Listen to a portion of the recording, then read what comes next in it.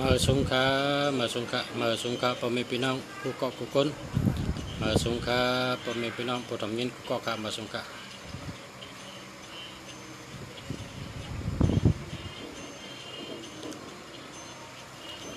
มาสงขา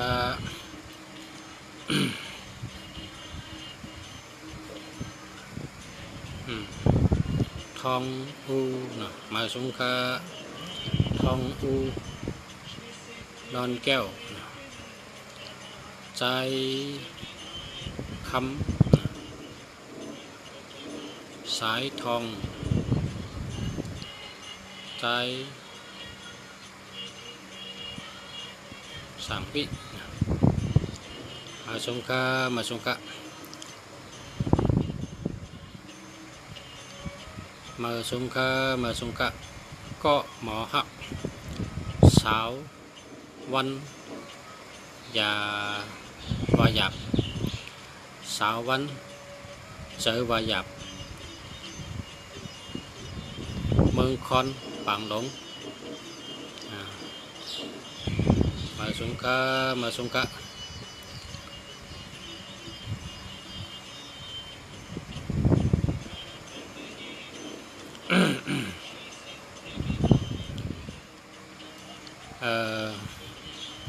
มาอุกกันมาลัดต่อกันค่ะหมายพงหมายจักรัดเลือกใช้อันดีๆเนาะก็หมายพงดีตักดีกุมิวนะก็หมายพงดีตักดีกุมิวโตก็ดีใจก็ดีโตก็เกี่ยวใจก็เกี่ยวกว่าทั้งหลายก็มีเพอยู่ดีกินวันตาเสนะเขาเปิดเจ้านั้นได้หมายพงโดยได้มีอันดีหมายพงในเป็นตัวกันนั้นนะตัวกันนั้นตัวนับนะความใต้ของตัวนับ ตัวนับตัวหนึ่งนะตัวหนึ่งเป็นธาตุไฟตัวสองเป็นธาตุดินตัวสามเป็นธาตุลมตัวสี่เป็นธาตุน้ำตัวห้าเป็นธาตุดินตัวหกเป็นธาตุน้ำตัวเจ็ดเป็นธาตุไฟตัวแปดเป็นธาตุไฟมาส่งมันกันค่ะนะ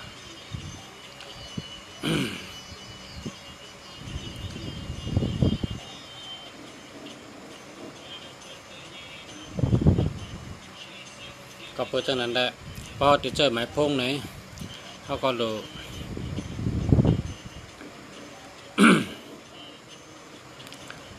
เลือกตัวเตียนดีๆมันนะเพราะหมายพงดีเพราะว่าจัดปันก็ดีเพราะหมายพงดีมีเงินมีคำนะ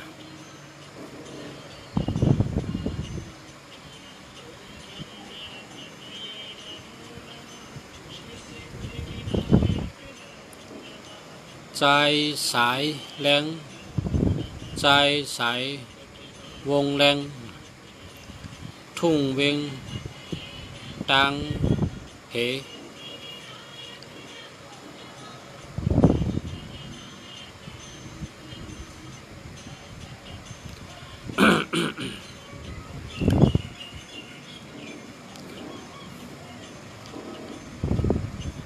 หมายพงดีอันวันนั้นนะหมายพงดีในเตมีตัว42646356968782828แต่ไหนพี่น้องหมายพงดีก็มีเงินนำนะมีเงินนำ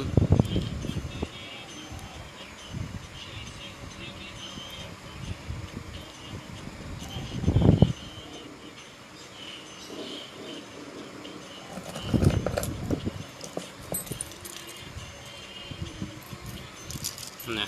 หมายพงดีแล้วก็มีแทงต่อเงินต่อคำนะต่อเงินต่อคำ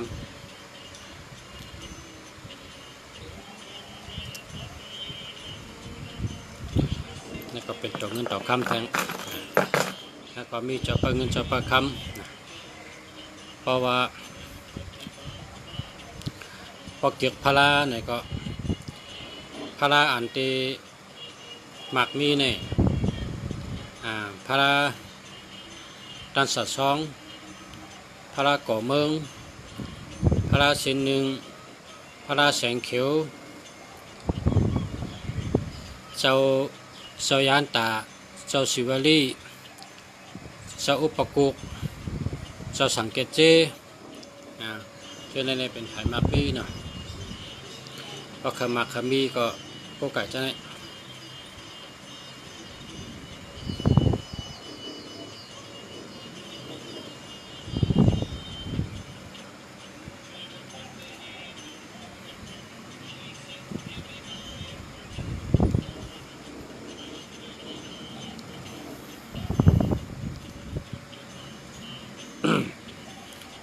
เพราะว่าพระอันเพราะพระมีสามสั่งเนี่ยนะสามสั่งเนี่ยเพราะพระมีเนี่ยคนกูบอกว่าตื้นผ่านเนี่ย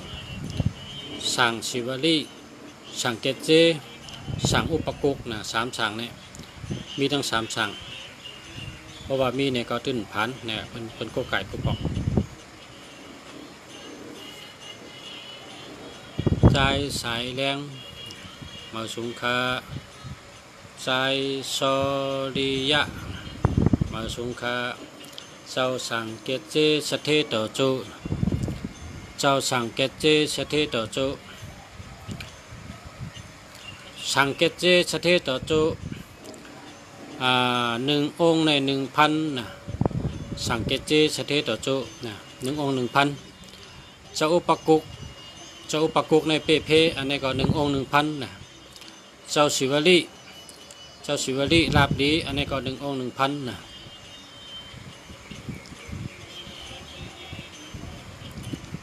ใจ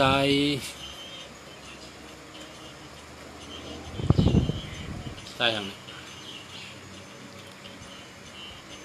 มาสงครา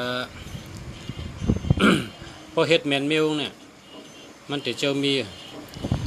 เพราะว่าเขาเป็นคนหาเงินเพราะว่าเป็นคนหาเงินนี่ฮัลโหลมีเจ้าสั่ง3 สั่งนั่นน่ะสั่งอุปกุสั่งเกจเจสั่งศิวลีสั่งศิวลีในลาบลีนะสั่งอุปกุกในเปเพนะเป็นเฮ็ดก่อมตื้อเขาสั่งเกจเจในเมตตาลีนะสั่งเกจเจสเทต่อโจนะสั่งอุปกุกในเปเพสั่งศิวลีในลาบลีนะ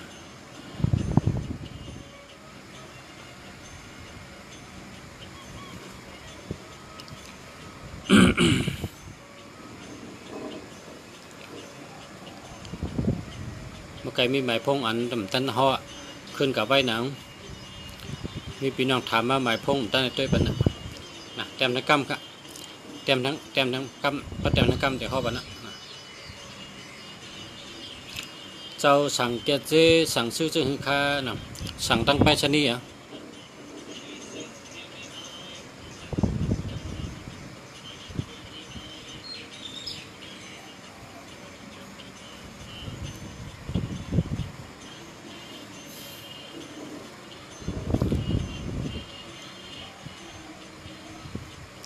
หมายพงในพอใครมีเงินในหรือมี878นะ878 นะป้อมนั้นก็828 นะในมีเงินนะ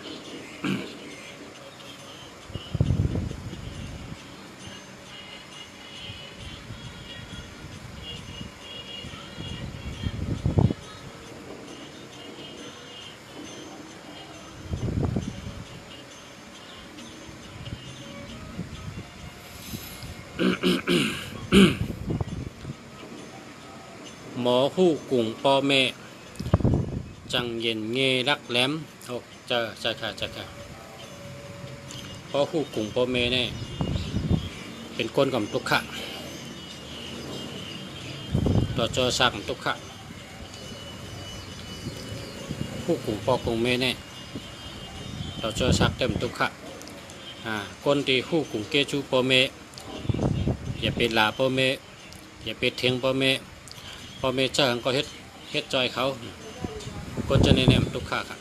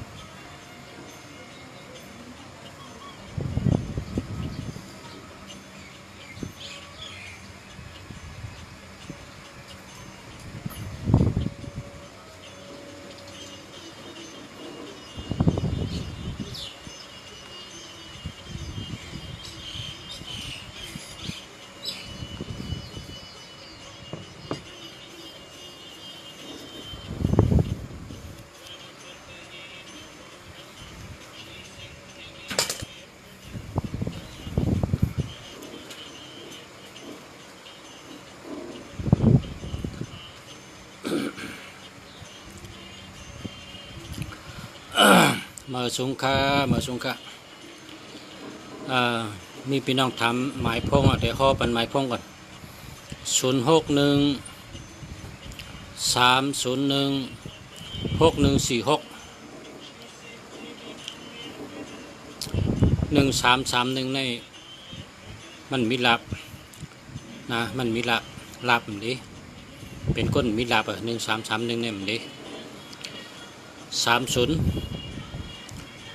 เนี่ยเป็นก้นเสือเป็นก้นใจคอมปกตินะ30ก็มันดิ01เป็นหัวไข้หัวเจ็บหัวอู้เย็นนะในก็มันดิอันนี้แต่มันดีครับ061-301-6146อันนี้มันดีครับอันนี้เอาแปดเลยอย่าไปแจ้งแล้วก็062-89789เนี่ยแต่ยังเป็น987แล้วก็391อันนี้แต่อย่าไปเจอมันเอาทึมไปเถอะ7337ในเพศน้ำหนักพอขี่รถเครื่องก็มีเพศรถเครื่องพอขี่ก้าก็มีเพศก้านะเพศรถเพศก้านะก้าผ่ารถผ่ากาผ่ารถผ่าเพราะกาห้องยาก็เสียบุญเขาเสียมากเขาเอามีดผ่านะเพราะมี73เนี่ยได้ผ่าดิเอาแปดให้ได้นะก็หามือครับแม่แอนทรายมดนางยิงพระเสือ 062 857 826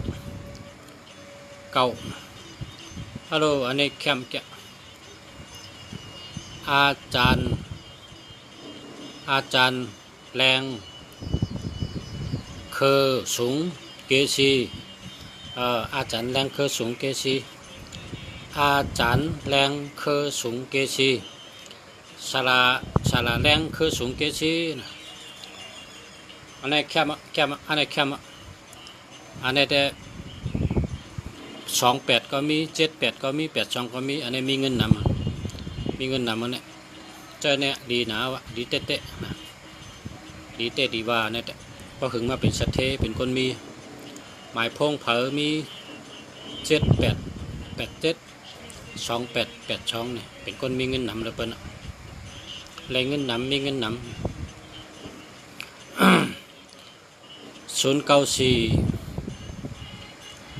9499 589อันนี้ก็เลี้ยวอันนี้ก็เลี้ยวค่ะ083 579 3478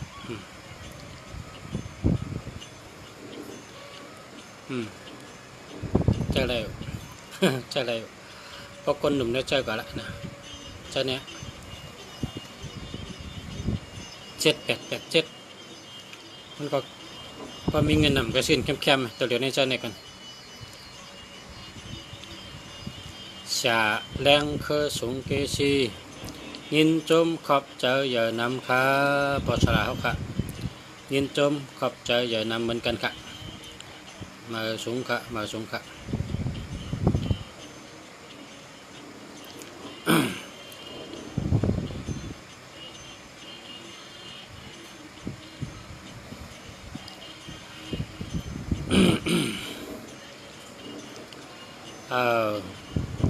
087 88198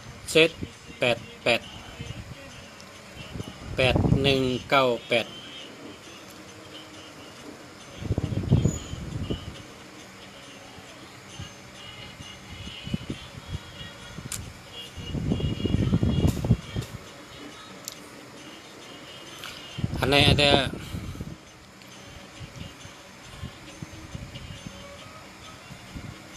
ปัจจัย81ในไรสติ81ในไรสติเปิ่นกูเงินเปิ่นแตนญาคน8ญาคนแหลนญา8ญาแหลนญาเปิ่น8ญาเปิ่นแหลนเปิ่นแหลนเงินเหตุการณ์ได้เงินจะไหน81เนี่ย81ได้มันโดนใจกะ81ได้มันดีกะ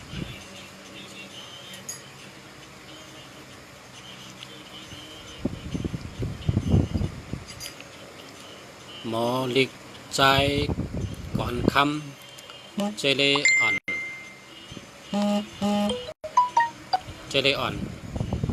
ปีใจกันนะมาสูงค่ะ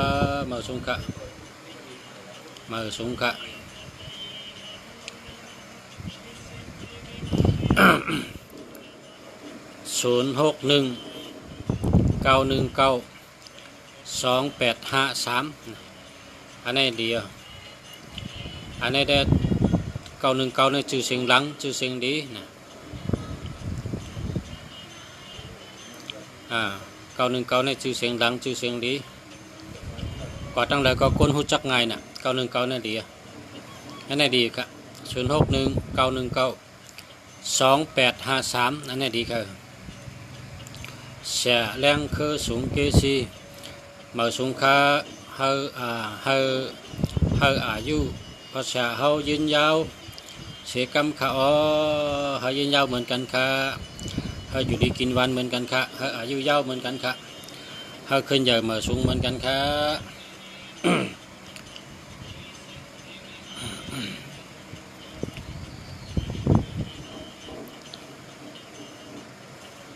หมายพงนี่ไว้เจอยาวไว้เจอเย็นๆก้อยๆหาลอย พอมีเงินเนี่ยชื่นแคมใจก็เปิดว่ากาปานเมื่อเดี๋ยวนี้มีเขาเนี่ยเขาจะกอดตัดเสียมีเขาเนี่ยเขากอดตัดเสียแต่ว่ามือถือเนี่ยเขากอดตัดเสีย พงเขาเนี่ยนะกว่าห้องน้ำก็เอากว่าจอมกว่าลีก็เอากว่าจอมกว่าอะไรก็เอากว่าจอมหนาเขาหักนะหมายพงเขาเนี่ยมีเขาเนี่ยเขาจะเอากว่าจอมให้ปอกนะบางปอกย้อนกว่าจอมย่ำปันกว่าจอมเนาะนะมันบอกว่าหมายพงเนี่ยเขาหักเลยเปิ้ลก็เปิดวังจอยเขาตัดเสียมันจอยเขาหูปาก50 กำเดียว50อยากไข่นงเนี่ยหมายพงเนี่ยมาจอยเพราะหลุดลัดต่อคนกระเฮินก็ลัดต่ออะไรกำเดียวขึ้นเจอตั้นเจอนะหลุดโทรหาได้ก็อะไรกำเดียวหลุดโทรหาไผก็อะไรกำเดียวก็เพิ่งขึ้นเจอตั้นเจอกันเลยพอติดเจอเนี่ยก็เจอหมายพงอันดีเพราะหมายพงดีก็เหมือนแสงดีนะแสงดีมันติดจอยเขาตะโค้งติดจอยเขานะพงตันโค้งติดจอยเขาให้เขามีเงินนำให้เขามีจบมีดาบให้เขาหลอดเพให้เขาตัวเกี่ยวใจเกี่ยวจ้ะนี่เพราะฉะนั้นเราเจอหมายพงอันดีนะพอดีก็เจอพอมดีก็แปะเทนะ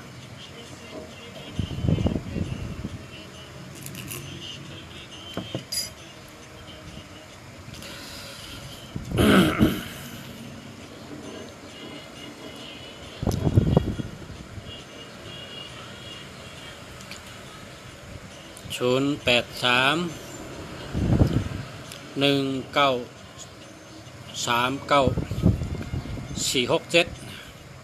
อันนี้เนี่ย319เนี่ยดีอยู่ครับ319เนี่ยดีอยู่139-319เนี่ยดีอยู่เคยการมี67เนี่ยมันดีแล้วล่ะ67เนี่ยเป็นโกยเป็นนะเอา8ให้นะ67ก็เป็น8อ่ะ76ก็เป็น8อ่ะนะ6ตั้ง7 7ตั้ง6นี่เป็นโกแล้วเอา8ให้อย่าไปเจอ099-361-9329อันนี้ดีครับอันนี้ดีอ่ะปีสายน้ำเต็งลายขาใจหักคือใจหักคือมาสุงคาปรุงสระมาสุงคายอมรับ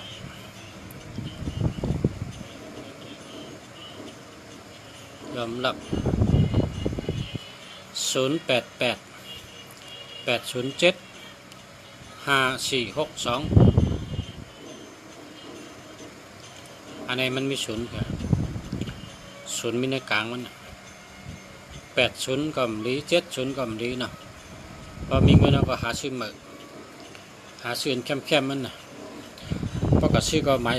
พงเขาเนี่ยศูนย์เอาตัวเร็วแกนะเอาศูนย์ตัวเร็วแกเพราะศูนย์มีตัวเร็วแกก็แค่นั้นวะ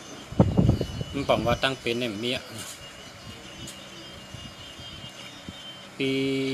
สายน้ำเต็งได้ค่ะ083-961-5986นะอันในแคมป์แกเนี่ย83เนี่ยเป็นคนใกล้39เนี่ยเฮ็ดสังกะเปเปิ้น96ในลาบหลี61มีปักเบิงหลี15มีเมตตามีปัญญา59ลาบหลีมีคนหัก98มีอำนาจมีบารมี86ไรเงินดีในดีจ้ะดีกูเมียวค่ะน้ำพิษตาแหลงน้ำพิษตาแหลงน้ำพิษผู้กับพักนอกมาสงค่า062-952-9569ในแคมป์แกะหลีแกะแคมป์แกะมาสงค่าคุณ ธรรมะสุรินทร์เป็นชื่อไทยสมอลิกไตแคมจะดีจะ062หมอรัดหมอจ๋า29ห่างดีเฮ็ดผักหวานเฮ็ดการแคม95มีลาบ52ลักแหลมนาเฮินดี29ห่างดีเฮ็ดผักหวานนาการแคม95ลาบดี5665เป็นสัตเท69เงินได้หลีแคมจะแคมจะ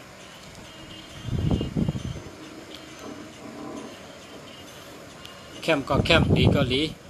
อันนี้แต่แคมก็แคมดีก็ดีป้องแคมป้องดีก็เหมือนจังรถเก๋งนั่นน่ะเพราะเป็นฮอรถเก๋งเหมือก็จำตั้งในเพราะหันในเขาคอยน่ะอะโลรถเก๋งเหมือแคมแกะรถเก๋งนั่นขี่เกี่ยวน้ำพริกตาแดงน้ำพริกภูกับพักนอกออกขามาส่งขาลุงเสียวขามาส่งขา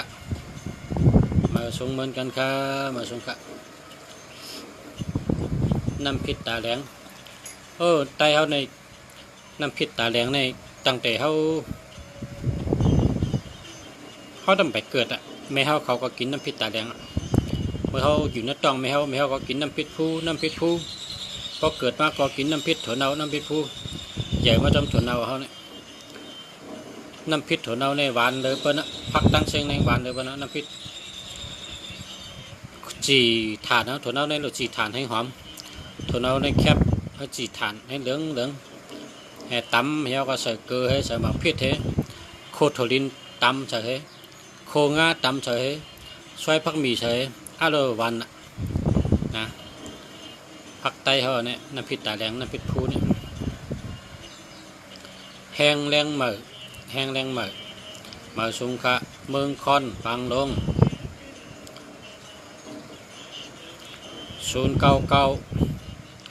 329 7479เนาะอันนี้ก็ดีแค่087 534 5742อันนี้ก็ดี099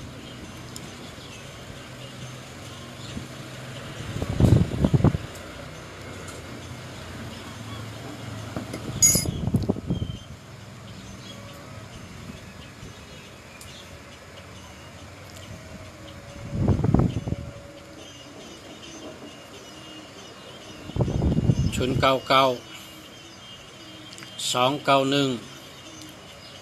8993เข้มแกะมันก็มี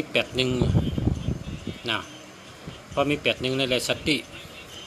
8118ในจังยาก้น8ก้นแดนนะไว้สตินะแห้งแรงเหมือ099 239 1178เราเข้มแกะดีก็ดีอั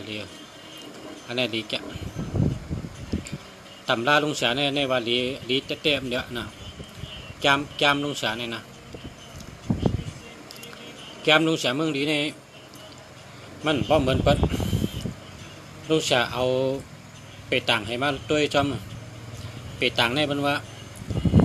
วันติดตั้งวันพัดแมนกันวันติดตั้งวันชุกแมนกันเนี่ยเป็นด้วยจนนั้นไปต่างลุงเสียซ้ำเอามาด้วยเป็นหมายพงวันจันทร์ตั้งวันพุธวันทอกกันวันพุธวันจันทร์วันทอกกันว่าฉะนั้นวันอังคารวันพัดวันศุกร์ทอกกันนะวันอังคารวันพัดวันศุกร์วันทอกกันน้องสาวมันด้วยเป็นไม้พงวันเสาร์อะไรตั้งวันพุธวันเสาร์อะไรตั้งวันราหูแม่นกันวันเสาร์ก็ตัว7วันราหูก็ตัว8วันพุธก็ตัว4แม่นกันว่าจะเนี่ย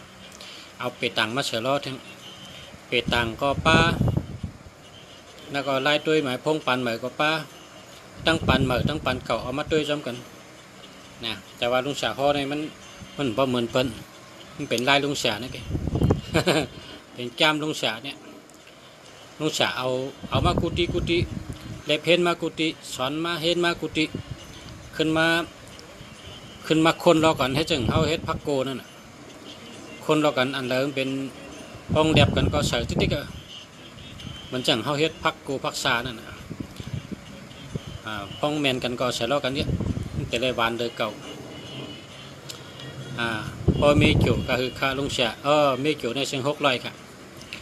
พอมามีเกี่ยวเสียง600ค่ะเสียง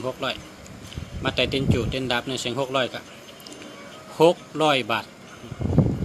มาแต่เต้นจู่เต้นดับเต้นเฮเพนะ600 บาท087-402-2550มันมีเงินเฮ็ดแล้วก็เนี่ยทองโหวะ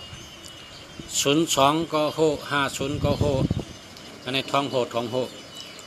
ก็โหทองก็โหมันมีเงินนะ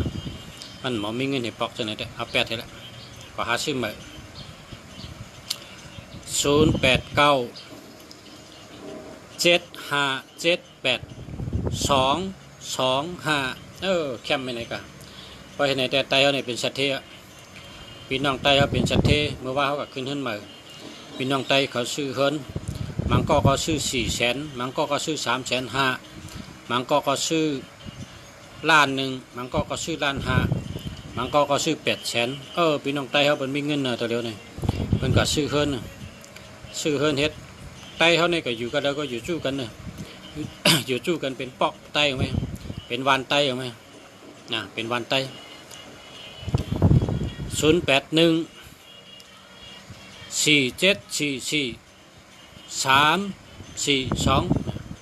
อันนี้มี81ว่ามี81ในแหละสติคน8คนแดนนะ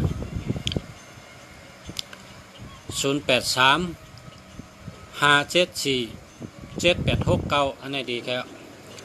087-45555เอาเราหาน้ำจะหามี4ตัวกัน579ใจ759ดีอยู่ครับพอหามีน้ำในเป็นคนใจดีนะใจดีเป็นคนใจดีใจงามหาน้ำเนี่ยหาในปังว่าใจดี081-6844-52ในมี81นะเนาะพอมี81ในเลยสติคนแดนคน8คนเก่า063-467-5325นะอันนี้มันมี6776ในบรรวาม่อยหลงว่ะ6776ในม่อยหลงอำตันตายก็ตายอำตันลู่ก็ลู่อำตันชุ่มก็ชุ่มอำตันญาเพก็ญาเพโผเมอำตันแปดกันก็แปดกันโผเมอำตันผัดกันก็ผัดกันตั้งหักอำตันลู่ก็ลู่จีปอยกันมากมีอำตันชุ่มก็ชุ่มอำตันลู่ก็ลู่เพราะฉะนั้นเนี่ย7667เนี่ยอย่าไปใจครับพ่อแม่พี่น้องเขาอย่าไปใจ76นะ6776อย่าไปใจครับพ่อแม่พี่น้องที่ขาหักและนับถือกูก็ค่ะอย่าไปใจเหตุกรรม76นะ76ในเป็นโกนะปอฮู้กุ้งปอเมเนี่ยจังเป็นคนรักแหลมมาสูงลุงเสียตัวปันอินค่ะ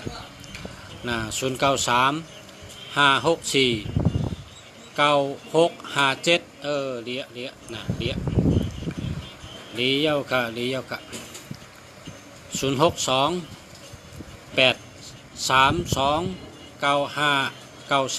อันนี้ก็เลี้ยวค่ะ098-291-994545ในแคมป์เนี่ย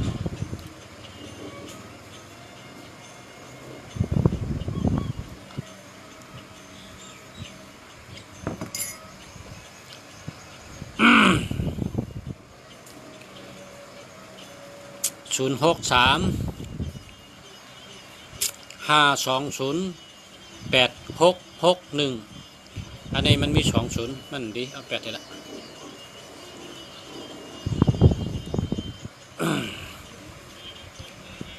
หมอฮู้กุ่งเกจูปูเมพอฮู้กุ่งเกจูปูเมเป็นคนรักแหลมค่ะยินโจมยาวค่ะมาสูงค่ะมีเงินนำค่ะมีเงินมีคำนำค่ะจบดีลาบดีมีเงินนำซื้อเฮิรนได้ซื้อกาอะไรเป็นโปเลี้ยงเปิ้นเป็นไม่เลี้ยงเปิ้น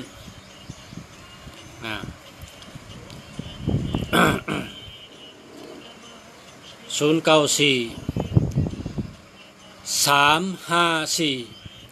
5478จังไหนก็ในหมอซื้อกันเนี่ยพอมี78ได้มีเงิน878เมื่อเกิดมามันเป็นชัดเทพอสูมาอยู่เนอเพราะว่าปานก้นเนี่ยสูเป็นชัดเท878นะ878ชื่อติ๊กๆหันกันอะไรก็ชื่อนะ878 828 878 828เนี่ยชื่อติ๊กๆนะชื่อเหยเจอเป็นชัดเทมีมันแปลกจะมันเป็นว่าเหอะคำไตเนี่ยมันหลากหลายน่ะ มันหลากหลายน่ะพอคนมี8 2ตัวในซ้ำหลากหลายจะมีเงินนำในเงินคำได้ชื่อตีชื่อเฮินชื่อกาชื่อนาชื่อสนตีอามจะ086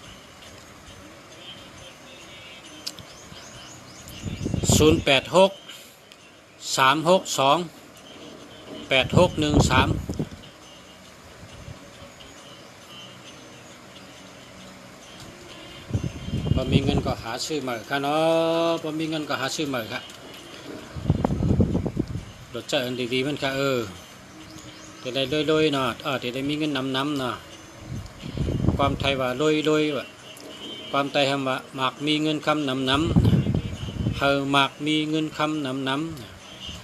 ความไทยว่าลอยเมืองไทยคำว่าสัตเทคนหนุ่มไทยคำว่าหมากมีคนหมากคนมี097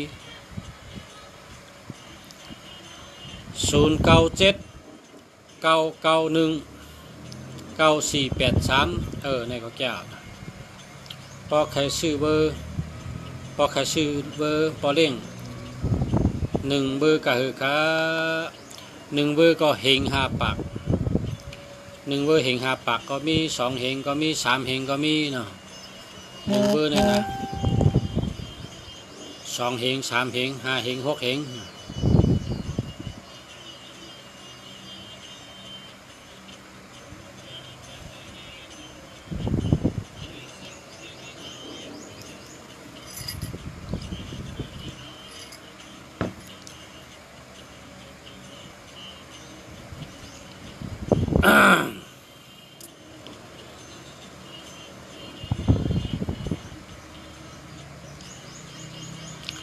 090 247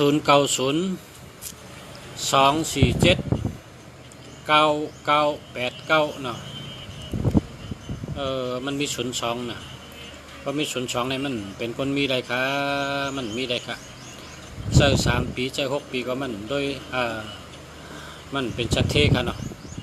เพราะ02ในเงินโฮค่ะ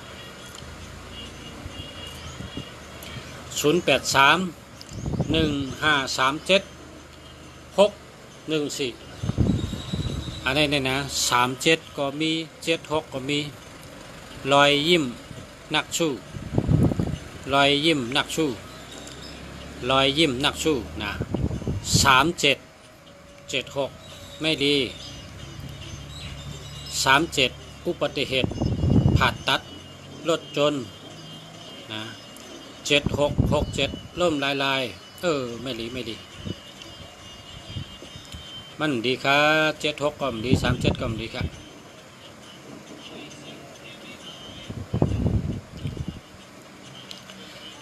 099 380 4018อันนี้ก็ดีครับ094 986 0355อันนี้ก็ดีครับ094 787 1801อันนี้ก็ดีครับเพราะว่ามันมี801ให้มันดีแล้วล่ะครับ085 386 3662อันนี้ดีครับช่วยหันไล่ค่ะ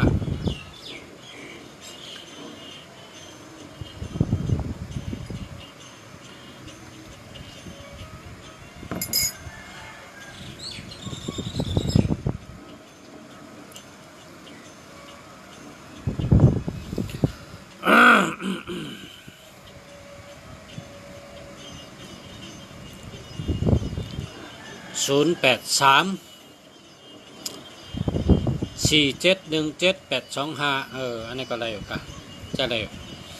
06294293343พอมีเงินก็ชื่อเหมือนเนาะชื่ออันมีตัวเงินจัง09670นะ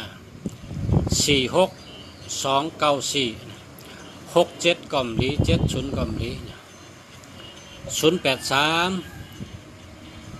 นะ01188918อันนี้มันดีอันนี้ปันลายก็เอานะถึง8เทศนะ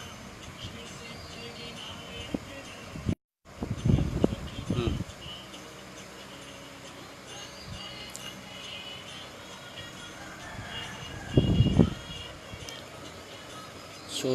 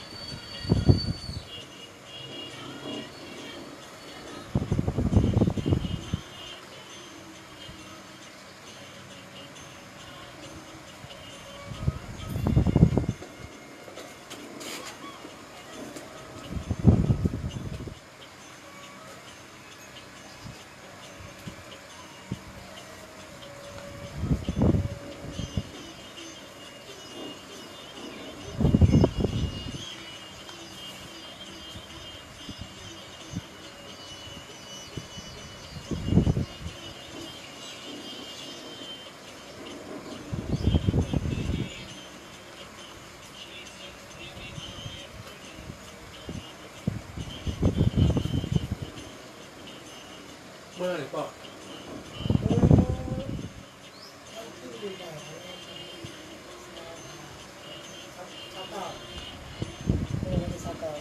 ตอนนี้ก็ดีทำนั่นคือว่าแก่แ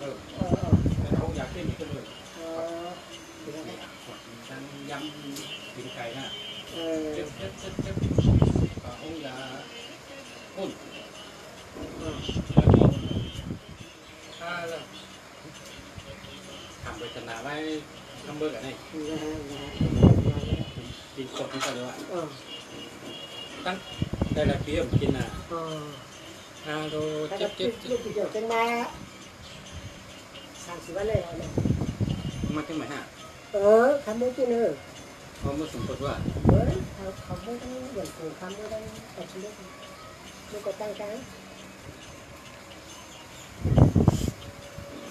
โอเคเขาก็สารเขาไม่ทำเป็น3 วันเขาย่อกับมือมาสงกัดนี่กันเนาะมาเป็นทางการมาสงกัด